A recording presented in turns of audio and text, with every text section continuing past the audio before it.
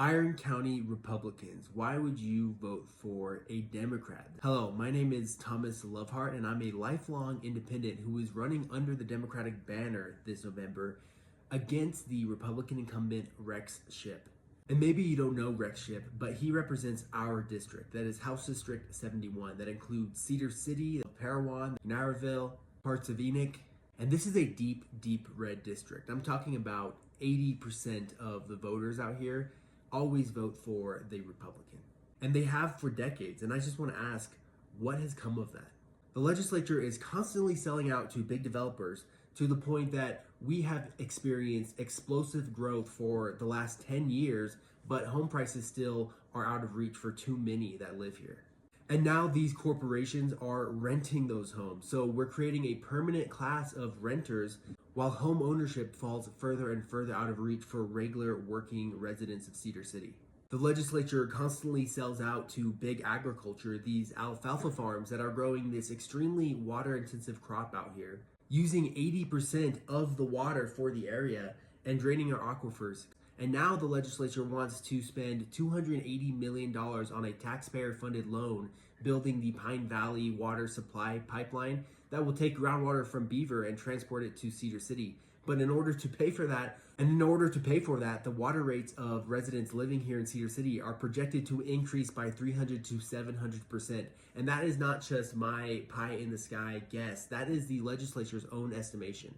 Gas prices are now $4.20 as the war that Donald Trump started for no reason has completely backfired on us. And I know we can't put that full blame on Utah Republican politicians, but how many of our Congresspeople, our Republican Congresspeople, actually put limits on Trump's ability to wage this war? There's been 2 votes to limit Trump's war powers, and both have failed. And by the way, with the help of the Democrats, because as much as I believe that Republicans have failed the working people of this country, Democrats are no better.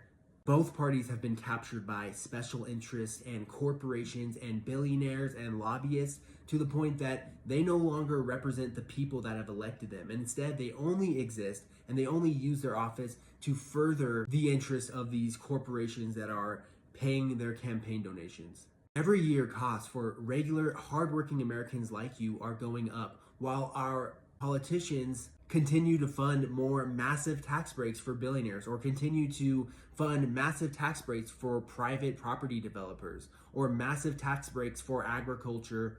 And when we ask them not to defund our schools and to not sell off our public lands and to not defund Social Security and to do something about the draining Salt Lake, they always say that there's no more money. But when it comes time to give their rich friends another tax break or start another war, there's always billions and billions of dollars available to Republicans. So listen, I know we're not going to agree on every little thing, but when it comes to real policy that is going to make the lives of working class people in this district better, that's what I really care about.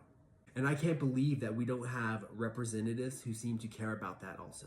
Republican or Democrat or Libertarian, I want you to be able to afford a home in your hometown.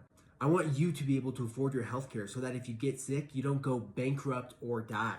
I want to protect our air and water from corporate pollution and preserve the beautiful landscapes that make Utah, Utah. I want all of us who are paying the majority of the taxes in this country to actually see the benefits of how those taxes are spent, instead of watching as they're wasted, giving someone who already has more than most of us could ever dream of another billion-dollar tax break. My point to Utah Republican voters is that Republican politicians have failed you. They know that things are too expensive, that many of us struggle to afford our groceries, that many of us can never even dream of owning a home out here, and they don't care.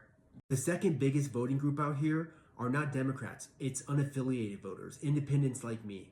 In 2016, Utah rejected Donald Trump in their Republican primary, and in that same year, Utah Democrats selected Bernie Sanders in theirs. And we're one of the only legislatures in the country that actually has a forward party candidate in the legislature. We care about Utah issues and Utah people, and that means affordability and good jobs with fair wages and protecting our public lands. And on that note, Utah Democrats are not the same Democrats at the national level. Utah is changing, and a lot of people feel like it's changing for the worse. And it's easy to point to people moving from out of state as the source of all your problems. But the real source of these problems that we face are the politicians in our legislature who do not represent us. This doesn't have to be just the way things are. In fact, it is not just the way things are. It is the intentional result of specific policy that has been implemented by these Republicans in the legislature. And it can be reversed by pro-worker, pro-people policy. My name is Thomas Loveheart, and you can learn all about me and what I stand for on my website at voteloveheart.com. And if you like what I'm saying, then please consider donating to my campaign, because this is as grassroots as it gets. And if I'm going to win my race in a deep, deep red Republican district, then I need not just Democrats and unaffiliated voters, but I need Republicans to support my campaign. We can come together to reject this hyper-partisan divisiveness that pervades the rest of the country and actually build a better, stronger Utah for working families. Our government and our democracy exist as a tool for regular people to make their lives better.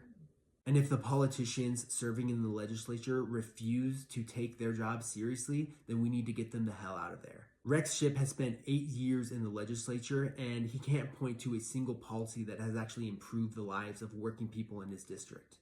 So if you ask me, it's time for Rex Shipp to set sail.